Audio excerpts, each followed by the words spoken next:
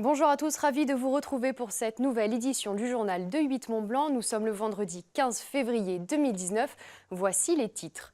Des milliers de mètres cubes sont encore suspendus après le dernier éboulement dans les gorges de l'Arly. La route est fermée. Un important travail de sécurisation reste à venir sur les quelques 15 km concernés. On fait le point dans ce journal. Et le snowbike ou VTT sur neige est une véritable discipline. Une compétition lui est même dédiée. L'Alpine Snowbike Tour 2019 a débuté il y a 2 semaines en Haute-Savoie. Juliette Vincent-Seigné a testé cette activité pour vous.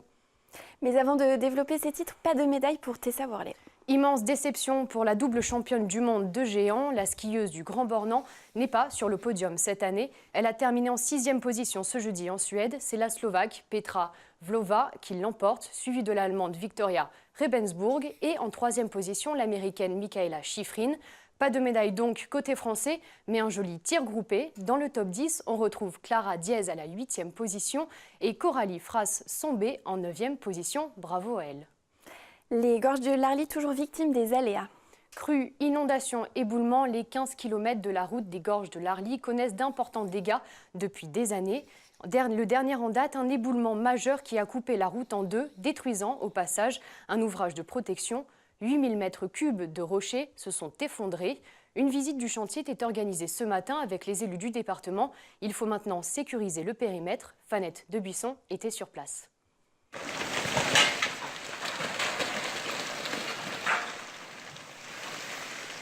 Samedi 9 février, 8000 m3 de rochers se détachent et emportent une partie du tunnel des Cliais et de la route départementale 1212 avant de s'échouer dans l'Arly. Certains blocs atteignent les 50 tonnes. C'est l'éboulement le plus important enregistré sur ce tronçon par les services du département. Une quarantaine de capteurs est installée sur le secteur.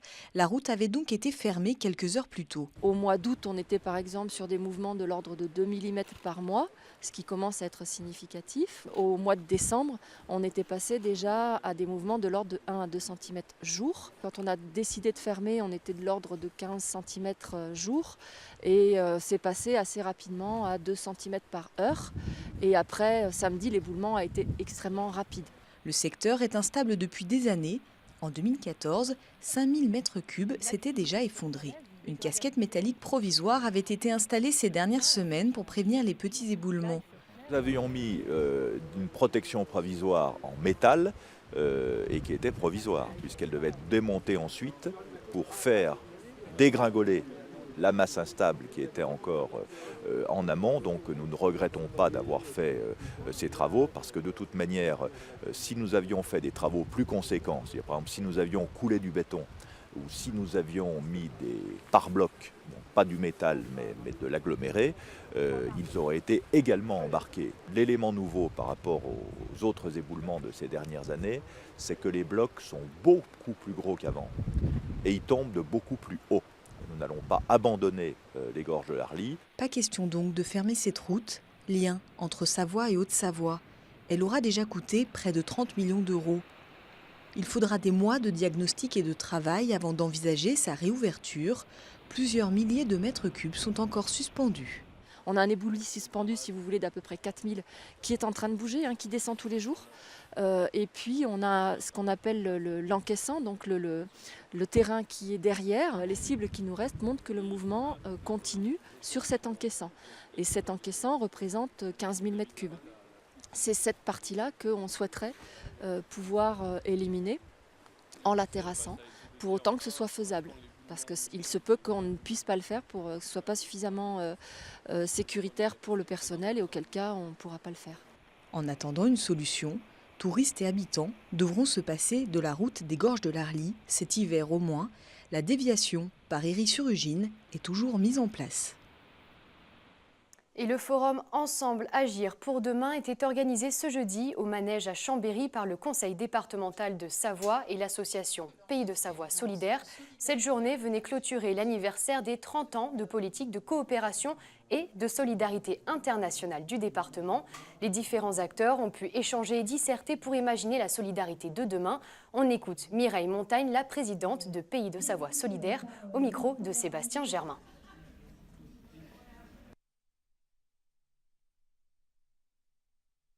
Nous organisons Pays de Savoie Solidaire est une association créée en 1988 pour mettre en œuvre une politique de coopération décentralisée avec le pays du Sénégal, d'Haïti et de Roumanie. Nous avons souhaité ce forum justement pour réunir au bout de 30 ans toutes les personnes qui ont pu participer à ce projet, à ces projets et à bien d'autres en Savoie et dans tout le monde.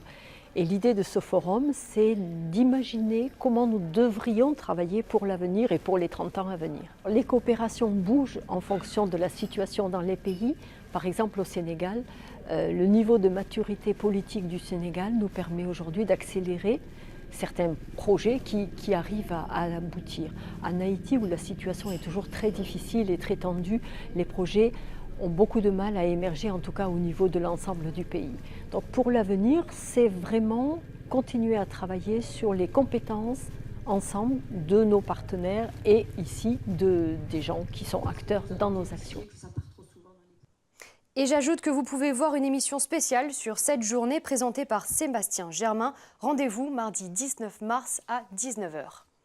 Une chute mortelle dans le massif des Aravis. Oui, c'est un tragique accident de montagne qui est survenu en Haute-Savoie ce jeudi. 2 randonneurs à ski, une femme de 35 ans et un homme de 24 ans, ont fait une chute mortelle dans les combes des Aravis. Le drame s'est produit au niveau de la tête de Pacali. Les corps des 2 victimes ont été retrouvés ce vendredi après avoir chuté d'une barre rocheuse de 300 mètres côté Salange, suivie d'une rupture de corniche. La randonneuse serait originaire de Cluse et le randonneur travaillait à Thônes. Quelques conseils de prudence si vous partez en montagne. Informez-vous auprès des professionnels, consultez le bulletin météorologique et des risques d'avalanche. Prévenez vos proches de votre destination et évidemment, ne jamais hésiter en cas de doute. En Savoie, parents et enseignants s'inquiètent. Ils redoutent les suppressions de postes et les fermetures de classes pour la rentrée 2019. La nouvelle carte scolaire a été validée ce vendredi par les services de l'éducation nationale en Savoie. Elle prévoit une dotation négative. Cela signifie que 15 postes d'enseignants doivent être supprimés dans le département. Si le nombre d'élèves savoyards est en baisse, parents et enseignants craignent pour la qualité des conditions d'apprentissage. On fait le point avec Victoria Lopez. 260 élèves en moins en 2018, 340 en 2019. La population scolaire baisse nettement en Savoie. Si l'Académie de Grenoble bénéficie de 31 ouvertures de postes, la Savoie doit-elle rendre 15 postes d'enseignement à l'échelle du département ? Supprimer des postes, ça signifie donc que mécaniquement, les effectifs dans les classes vont augmenter. La carte scolaire est donc départementale, c'est l'inspecteur d'académie qui décide, qui fixe des seuils, en dessous desquels ou au-dessus desquels il ferme ou il ouvre les classes. Ces seuils sont déjà, selon nous, beaucoup trop importants. Exemple, actuellement en Savoie, le seuil officiellement est fixé à 30 en maternelle, en dessous de 30 on ferme, à 30,5 de moyenne pour ouvrir. Dans les écoles élémentaires et primaires, le seuil c'est 27 à 27,5. Le dispositif Plus de maîtres que de classes permet d'implanter des enseignants supplémentaires en école élémentaire notamment pour venir en aide aux élèves en difficulté. 6 de ces postes vont disparaître, tout comme 7 postes de remplaçants. Lorsqu'il y a une épidémie, par exemple la grippe, la gastro, il n'y a pas assez de remplaçants pour remplacer tous les collègues. Et concrètement, les enfants qui ont leur enseignant malade, donc qui n'est pas là, sont répartis dans les autres classes. Donc si sur une école il y a éventuellement 1 ou 2 absents malades, ça fait qu'ils sont répartis et il peut y avoir jusqu'à 35 voire 40 enfants dans la classe. À Cognien, près de Chambéry, les parents d'élèves sont inquiets. L'école élémentaire bénéficiait depuis 2 ans du dispositif Plus de maîtres que de classes. Le poste devrait être supprimé dès la prochaine rentrée. Mon enfant, du coup, il est dyslexique, il est en CE2, donc il a beaucoup de difficultés au niveau de la lecture. Donc c'est vrai que voilà, Madame Louis, elle était là pour le suivi de mon enfant et pour tous les élèves en difficulté. Et c'est vrai que c'est très difficile pour nous de savoir qu'elle va partir. Je sais que les parents délégués vont essayer d'interpeller l'inspection avec des courriers et puis voilà, d'essayer de montrer que on reconnaît que c'était vraiment un moyen aussi d'aider les enfants dans notre école. Pour la rentrée 2019, 22 nouvelles classes seront ouvertes, 23 seront fermées. L'inspecteur de l'académie assure que la qualité de l'enseignement sera toujours garantie en Savoie. Prochain rendez-vous en juin pour les derniers ajustements concernant la répartition des postes dans le département.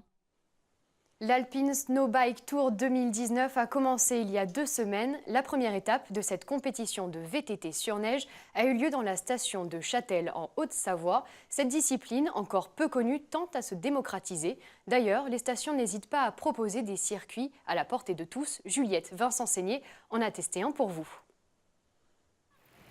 Je me trouve dans la station Châtel à l'occasion de l'événement Alpine Snowbike. À cette occasion, j'ai décidé de tester pour vous le vélo sur neige. Donc je vous avoue que je suis un peu Miss Catastrophe, donc j'ai un peu peur de ce qui m'attend, mais je suis entre de bonnes mains, donc je vous laisse me suivre. Et oui, en effet, je peux compter sur les conseils d'Éric Baronne, multi-recordman de vitesse en VTT sur neige et père de la discipline. N'aie pas d'appréhension, déjà une chute sur neige n'est moins pénalisante que sur terre. Et le conseil que je te donne, il faut regarder loin devant toi, un peu comme en VTT l'été. Et avec un vélo à assistance électrique, tu vas voir qu'il y a une assistance. Donc ce qui veut dire que tu vas peut-être des fois patiner un petit peu, prendre un peu d'élan, mais une fois que tu es parti, tu vas te rendre compte que c'est très ludique. Comme en VTT classique, le casque et le port des gants sont obligatoires. Pour cette première, je ne pars pas seule. Je suis avec Pascal, moniteur de VTT à l'année. Bon Pascal, soyons honnêtes, ça monte beaucoup et je suis pas beaucoup essoufflée. Comment ça se fait? Ah mais ça c'est le miracle du vélo électrique ça. C'est-à-dire que le moteur, l'avènement du vélo électrique a rendu la pratique sur neige très accessible. Et en fait on arrive à monter, vous avez vu sur des pentes ici où avec un vélo classique on a beaucoup de mal à monter. Là le vélo électrique fait qu'on monte sans gros problème. C'est parti pour ma première descente, debout, les jambes tendues pour que ce soit moins fatigant. Sur la neige, les conseils de mon entraîneur de la journée, freiner avec un seul doigt et ne pas hésiter à y aller doucement sans donner trop d'à-coups.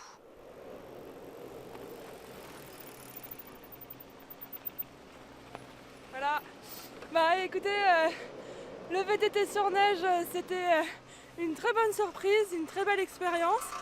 C'est un peu comme le VTT sur terre, mais ça glisse davantage. L'avantage avec ce vélo c'est qu'en montée on ne se fatigue pas trop grâce au moteur, donc c'est quand même un sport relativement accessible. Et en plus, le gros plus, c'est qu'on fait ça sur la neige. Donc c'est un côté rassurant parce que je savais que si je tombais, je me ferais beaucoup moins mal. Donc vraiment, je recommande ce sport à essayer. Je vous parlais de Tessa Worley en début de ce journal et on vient de l'apprendre, Alexis Pinturo manque l'or au championnat du monde doré en Suède. Il s'était pourtant classé premier de la première manche. Le skieur de Courchevel sauve l'honneur et remporte donc le bronze. Et la première place revient à Erik Kristoffersen. Absolument, Victoria. Et donc ça y est, c'est la fin de ce journal. Merci de l'avoir suivi. On se retrouve lundi. Victoria, je te laisse évidemment conclure. D'ici là, passez un très très bon week-end.